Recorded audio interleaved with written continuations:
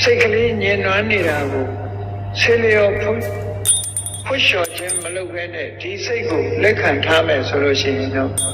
သူတော်ကောင်းတွေရဲ့ကဲ့ပြစ်တင်စရာဖြစ်လာမှာပဲစိတ်ညင်နွမ်းမှုဟာရုပ်ညင်နွမ်းတာတဲ့ပို့ပြီးတော့ဆိုးတယ်လို့မြတ်စွာဘုရားဒီလိုဟောတယ်။ဒါကြောင့်မို့မဟာသတိပဋ္ဌာန်တုတ်မှာအရေးတကြီးမြတ်စွာဘုရားစိတ်တ ानु ပဒနာဆိုတာကိုထည့်သွင်းပြီးတော့ဟောတာကိုယ်စိတ်အခြေအနေတွေသိအောင်လူတိုင်းဟာကိုယ်စိတ်အခြေအနေသိအောင်ကဲခတ်ကြလေ့လာကြရမယ်သုံးသပ်ကြသုံးသပ်ပြီးအဖြေထုတ်ပြီးတော့စိတ်ရဲ့အညစ်အကြေးတွေကိုဖယ်ရှားဖို့ကြိုးစားရမယ်စိတ်ရဲ့သဘာဝကိုလေ့လာသုံးသပ်တာပဲဒါကြောင့်မို့ဣဒံပုရိစိတ်တမစာရိစာရိကံဆိုတာစိတ်ကိုသုံးသပ်ဆင်ခြင်မှုမလုပ်ခင်ကဒီစိတ်လေးဟာသူကြိုက်တယ်လို့သူကြိုက်တဲ့အာယုံနဲ့ပျော်ပိုက်ပြီးတော့ကောလာလှုပ်ရှားပြီးအာယုန်ဒီပေါ်မှာချက်စားနေခဲ့တယ်ဆိုတာမိမိကိုယ်တိုင်ဖြေထုတ်လို့ရတယ်။ကိုယ်စိတ်လေးကိုထိန်းချုပ်မှုမရှိပဲလွတ်ထားလိုက်ပဲဆိုလို့ရှိရင်စိတ်သွားတဲ့နောက်နှုတ်ပါလာတယ်စိတ်သွားတဲ့နောက်ကိုပါလာတယ်။အဲဒီလိုဖြစ်လာလို့ရှိရင်စိတ်ကပြောချင်တာတွေစိတ်ထဲမှာပေါ်လာလို့ရှိရင်နှုတ်ကလိုက်ပြောတယ်လှုပ်ချင်တာတွေပေါ်လာတဲ့အခါမှာကိုယ်ဒီလက်ရောက်လိုက်လှုပ်တယ်အဲ့တော့စိတ်ထဲမှာပေါ်တဲ့အရာအလုံးကိုလိုက်ပြောရမှာလားလိုက်ပြီးတော့လှုပ်ရမှာလားလို့ဆိုလို့ရှိရင်တော့ဥပမာမဲ့လူတယောက်ကိုမုန်းနေတဲ့စိတ်ပေါ်လာလို့ရိုက်ချင်နဲ့ချင်လာတယ်ဆိုရင်ကိုယ်ပြီးမုန်းတဲ့စိတ်နဲ့သွားရိုက်နေမယ်ဆိုပြဿနာတွေမတက်ပြီဘူးလားနော်အဲ့ဒါကြောင့်မလို့စိတ်ထဲမှာဖြစ်တဲ့အတိုင်းပြုလို့လည်းမရဘူးလုံးလို့မရဘူးစိတ်ထဲရှိတာကိုသွားပြောသွားလုပ်မယ်ဆိုလို့ရှိရင်ပြဿနာတွေမျိုးစုံတက်လာနိုင်တယ်ဆိုတာကိုယ်တိုင်လက်တွေ့ကျင့်သုံးကြည့်ခြင်းအပြင်သိနိုင်တာပေါ့ဒါကြောင့်မြတ်စွာဘုရားကိုယ်စိတ်ကိုဆင်ញင်သုံးသပ်ဖို့ဟောတာစိတ်ကိုဆင်ញင်သုံးသပ်ပြီးတော့စိတ်ကလေးဟာပြုပြင်ပေးရမယ့်အနေအထားမျိုးရှိရင်ပြုပြင်ပေးရစိတ်မပြောနဲ့လောကမှာမိမိတို့ရဲ့သားငယ်သမီးငယ်လေးတွေတောင်မှပဲမိဘတွေကဆုံးမကြကြတယ်သွန်သင်ကြရတယ်ဟဲ့ဘယ်နေရာတော့မသွားကြနဲ့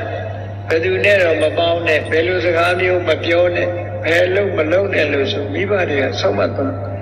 ရှောင်ရမှနဲ့ဆောင်ရမှဆိုတာအပြည့်တန်ခုရှိတယ်ပေါ့ထို့တူပဲစိတ်ထဲမှာလည်းပဲမဖြစ်တဲ့နာတွေမဖြစ်ဖို့ဖြစ်တဲ့နာတွေဖြစ်ဖို့ဆိုတာဟာတဘာဝအတိုင်းပဲဆင်ញင်သုံးသပ်ပြီးတော့ကြည့်ကြရတာဒါကဘုရားမြတ်စွာဟောကြားတဲ့နည်းစနစ်တစ်ခုပဲမြတ်စွာဘုရားရဲ့အဆုံးအမဟာ mind center teaching လို့ခေါ်တဲ့အတိုင်းစိတ်ကိုဗဟုပြုပြီးတော့ဆုံးမတာဒါကြောင့်မို့စိတ်ဟာအရာရာဥဆောင်နေတာဖြစ်သောကြောင့်တဲ့စိတ်ဟာပျက်စီးနေတဲ့စိတ်ကတစ်မျိုးကြည်လင်းနေတဲ့စိတ်ကတစ်မျိုးလောဘတွေဒေါသတွေမောဟတွေလွှမ်းမိုးထားလို့ရုပ်ပြည့်ပုံပြည့်ပန်းပြည့်ဖြစ်နေတဲ့စိတ်နော်လောဘဒေါသမောဟတွေ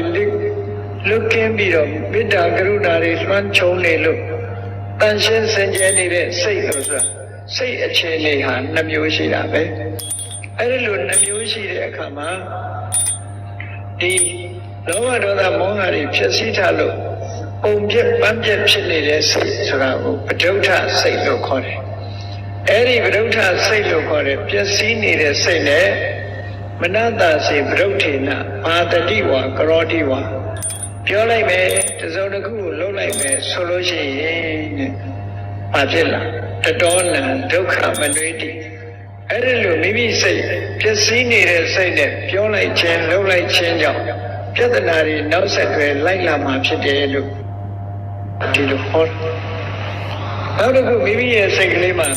ကောင်းမြတ်တဲ့အရေးချင်းတွေတရားတွေနဲ့လွှမ်းမိုးထားတဲ့တရားတွေနဲ့လွှမ်းမိုးနေတဲ့သို့မဟုတ်အလောဘဆိုတဲ့ဒီလောဘကိုဖယ်ရှားနိုင်တဲ့သဘာဝတရားတွေလွှမ်းမိုးထားတဲ့အဒေါသလို့ခေါ်တဲ့မေတ္တာစေတနာတွေလွှမ်းမိုးနေတဲ့အဲ့ဒီကောင်းမြတ်တဲ့သဘာဝတရားတွေလွှမ်းမိုးထားတဲ့စိတ်ကလေးကိုပတ္တနာစိတ်ဓာတ်ကြည်လင်းနေတဲ့အဖြစ်ကင်းတဲ့စိတ်လို့ခေါ်တယ်။တရားရှိပြီကောင်းမြတ်တဲ့အတွေ့အကြုံတွေရှိပြီဆိုရင်အများကောင်းကျိုးဖြစ်ပေါ်အောင် သူကကုညီတယ်ဆောက်ရှောက်တယ်အများအကျိုးဆောင်ရွက်တယ်ဖရာဝဲကြီးကျင်းပလို့ဖရာရဲ့မြတ်စွာဘုရားကိုပူဇော်တယ်လှူဒန်းကြတယ်တရားဓမ္မထိုင်ကြတယ်တရားကျင့်ကြတယ်ကောင်းတဲ့အလုပ်တွေကိုလုပ်လာတယ်ဆိုရက်စိတ်ဟာတာမန်စိတ်မဟုတ်ဘူးတရားလွှမ်းခြုံထားတဲ့စိတ်အလောဘလို့ဆိုရက်ဒီကုသိုလ်